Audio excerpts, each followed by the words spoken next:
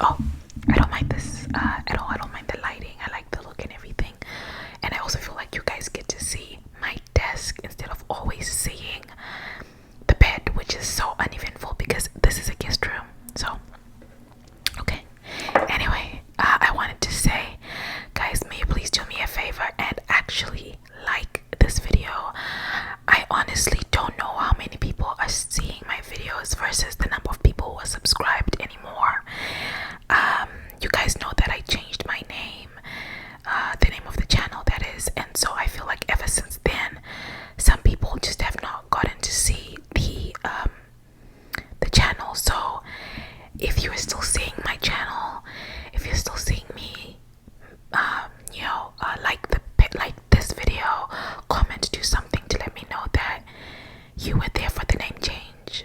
Of course, if you're new in quotes, you can always go back and see the older videos. They'll be like they'll just be the same.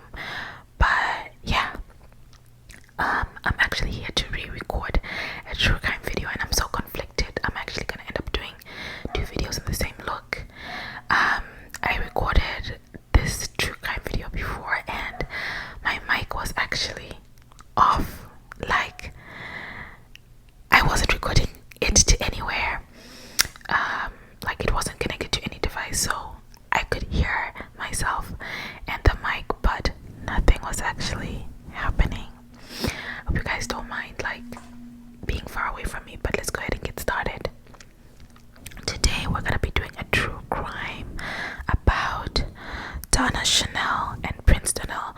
My phone's right next to me right here, so if you see me looking down, then that's what's going on. I'm just trying to take a look at my notes, but I don't think I'll need them that often. Okay, alright, so these guys are basically like social media people, influencers, I guess, to some extent, and they are like pretty popular, especially Donnell, the girl, the wife, and everything.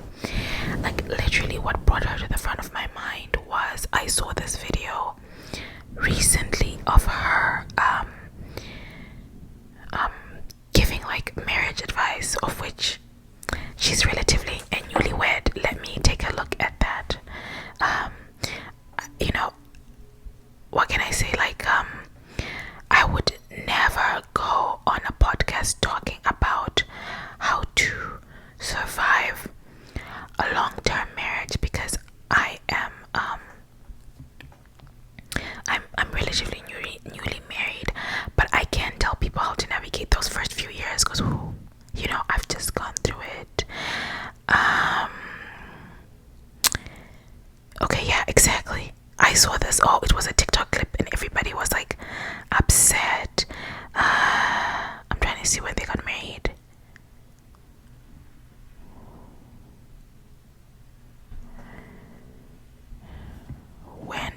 When okay, it says, okay, how long has Donnell been married? They got married, to see the deal, the 25-year-olds got married in 2017. Okay, so that's not too bad. That's all right. 5 years in, it's not too bad. And I hope you guys don't mind the slow pace, because I'm not feeling in a rush. And they are both, what? How old are these people? How old is Donnell? This is a lot of like backstory that you guys get to have this time.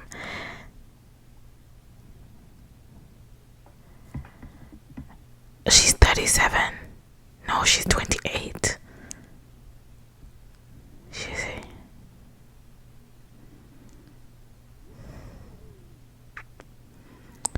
She was born in 94, so she's 27. Also, now she's 28. Okay, alright, that makes sense. Okay, so anyway, that's not what we're here to talk about. I clearly know nothing about her. I don't follow her.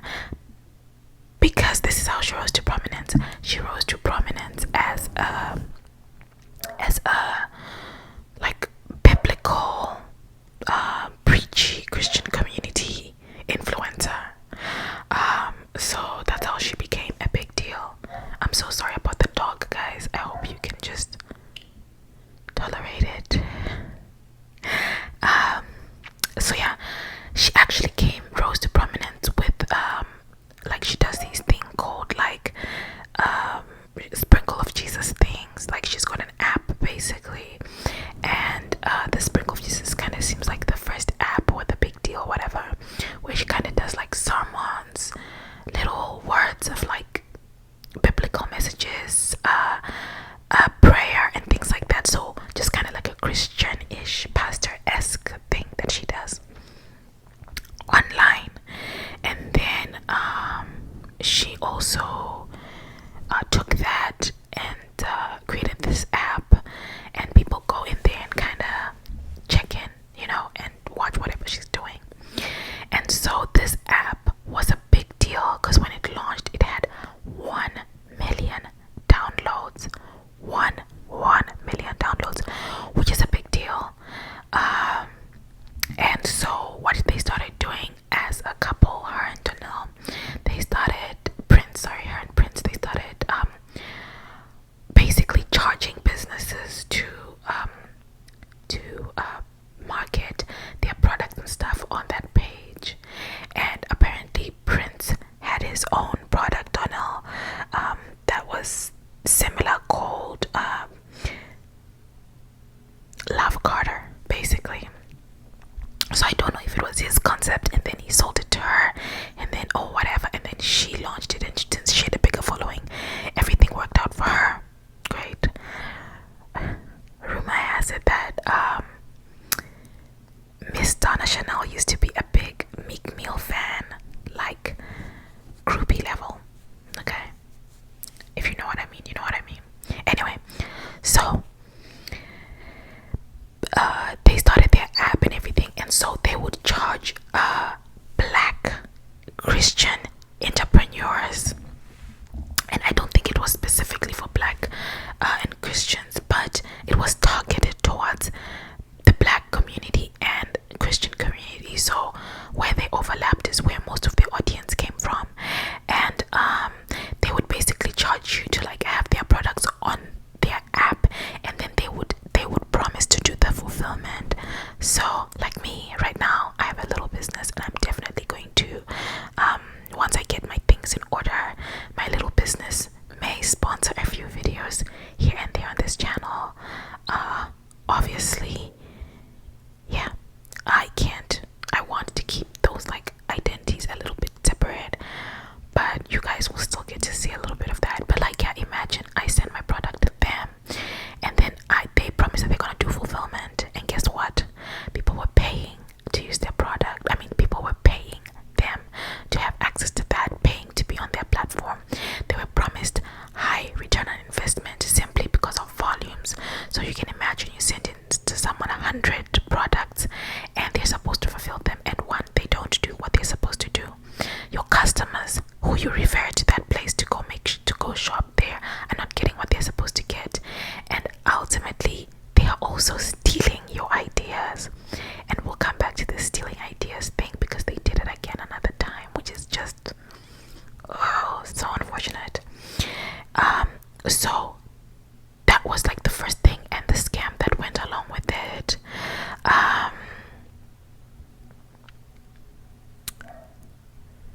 Oh yeah, and then when you would try to follow up, they would just ghost you. They would just like not respond to you, and this is actually their modus operandi a lot. Then they created another business. We're on business number 2. Every time I talk about this, I start getting tired of saying that.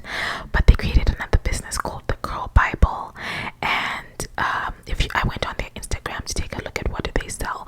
So curl as in curly hair. So this is I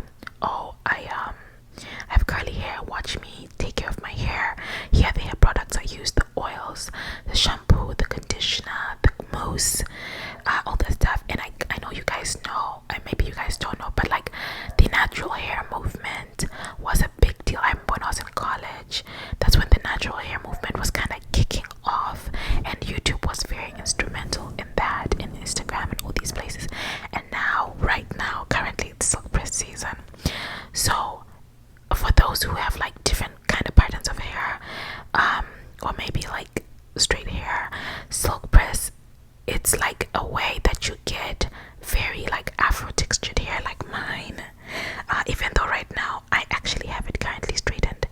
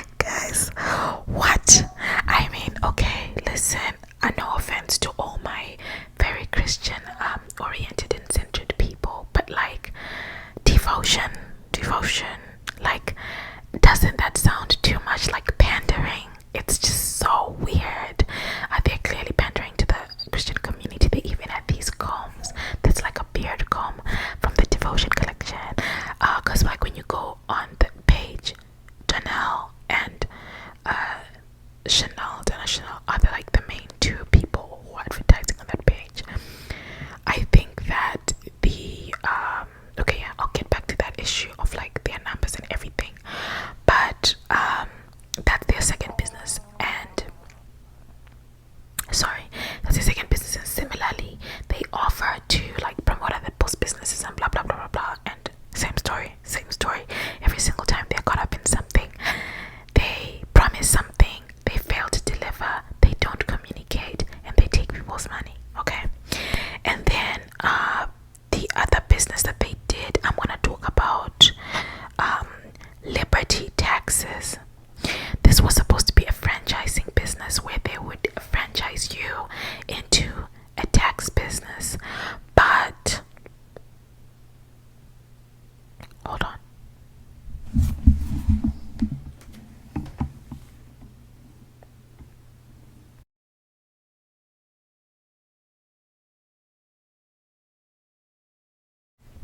Hey guys, am I back?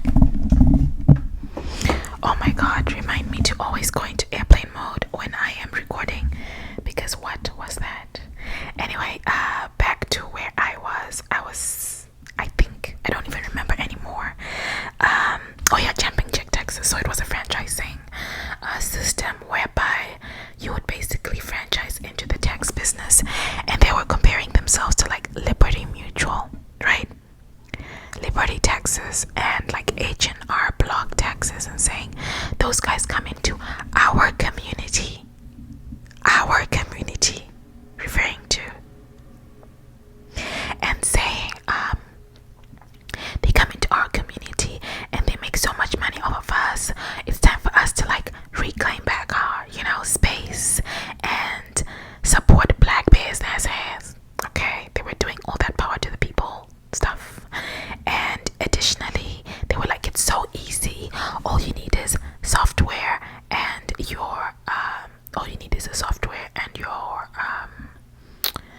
laptop. That's all you need. Oh my god, my dryer's done. Anyway, that's all you need and you're all set. And then they were like, you don't even need a tax office, and if you get 100 people to do that with you, then you have made the income of like a year or something. I don't even know what they were saying. It was very vague, but they were basically saying we franchise, and I think they were charging people around 5k. And with the lady who I was watching, who was now kind of debunking, it was like they literally use this tax thingy called Tax Dome, which has $600, and they were trying to make it seem as if it was a fancy proprietary, like one of a kind software system that they were using that would benefit you or the user, whatever. But basically it was like, felt very fraudulent, because it was very obvious that they were either setting people up to be fraudulent themselves. Who does taxes when they don't have the knowledge of what they're supposed to be doing? One, or law or accounting and all that stuff. One, two, you're gonna pay the money and you're gonna fail, because it's not easy to learn, it's not easy to do, and it's not easy to run your own business ultimately.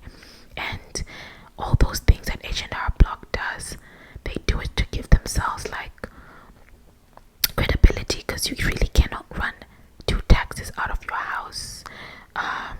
And if you know, often those kind of things are associated with fraud, and I mean defrauding the IRS and the government, not just doing taxes. Anyway, so yeah, there was no real proper experience required, no real proper training being offered really, and no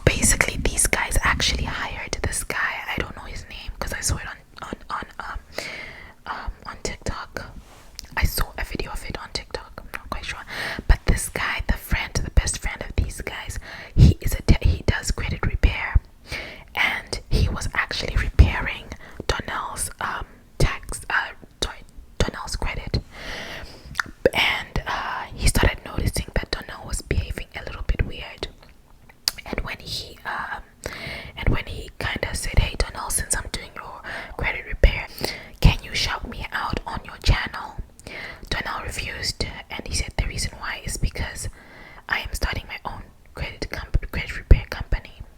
Now here's the scam. How are you hiring somebody else to repair your credit for you, but then going around telling people that you can fix their credit? If you could fix credit, why didn't you fix your own credit? And it was almost like Donnell had just learned everything this guy had said he was doing and tried to take it. And here's the thing, the sad part was he was also trying to steal his vendors, like the boy he worked with, who helped him do the credit repair thing. He was trying to steal the people that were in this guy's network as well. Fortunately, it didn't work out for him, because it turned out that he didn't know what he was doing. I mean, they both didn't know what they were doing. International and Donnell didn't know what they were doing about this credit repair stuff, because they would try to do what they would promise people, unrealistic things. They would try to get things removed from post credit, and then it would come back up. Because like, if you don't know what you're doing, if you don't properly research the debt and everything, and you don't make like necessary compromises and payments, you're gonna have a lot of issues with people. And people were paying them $1,800, varying ranges of thousands of dollars, to actually get this credit fixed. So, but it was working. And again, when they would not be having issues, guess what they would do? Not reply, ghost people and stuff. So one thing I want to mention about these guys is, oh wait, there's one more business. My goodness. The issue of the app, the Alakazam apps, which was supposed to be a way for, wow, these guys, I don't know if they were doing all these things concurrently because they don't have a proper timeline, but there's a time when they were now selling people app creation for their businesses and saying, listen, we can do this for you, Alakazam apps is amazing, blah blah blah blah blah. They will customize your thing for you, they'll do a consultation with you, they'll get you whatever you need, but you have to pay them $5,000 to begin with, and then you pay them $200 to $500 every month to maintain the app. And it turns out that they were not actually, they didn't really own the Alakazam apps. They almost were kind of like doing the marketing for the app, but they were pretending like they owned it. They were pretending like they did an in-house team. And also, it doesn't cost that much. That was just like, the surcharge was just way too high for people who were also, again, guess what? Failing to deliver, failing customer service. And someone was like, they will treat you very well in the beginning when they're trying to get your their first paycheck, the first big payment. And once they've done that consultation with you, nothing, it's dead. You're not really getting any back and forth. And when you try to talk to them and communicate with them, they're not going to communicate with you. They're not going to reach you. They're just going to ghost you. And ultimately, most would find themselves canceling the card to stop the payments. That's what they had to do, cancel the card. There's someone who said that like they'd already taken like $4,500 from their account, and then they went to their bank and they basically locked the card, and the banker was like, oh wow, this company had actually made 2 other attempts. So the subscription part, they would always like overtake people's money, never return people's money, like really horrible people, horrible things you're doing. But yeah, that's basically the story with those guys.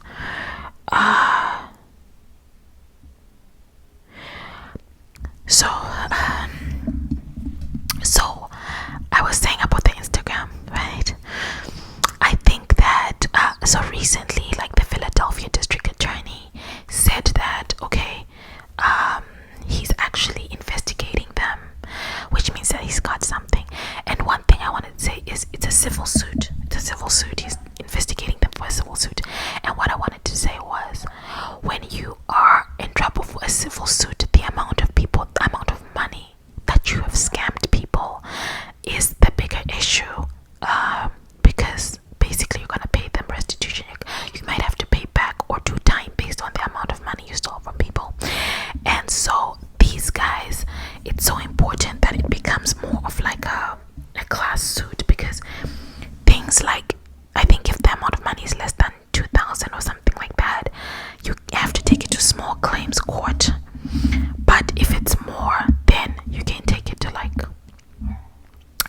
civil court and like do something a little bit more drastic. So you have to put all those victims together to raise the figure for it to be worth the investigation.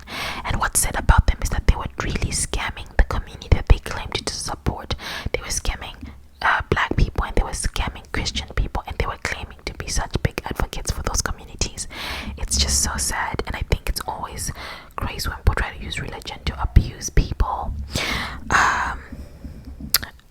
And then so I think that their Instagram numbers dropped after, because I went to the Instagram page.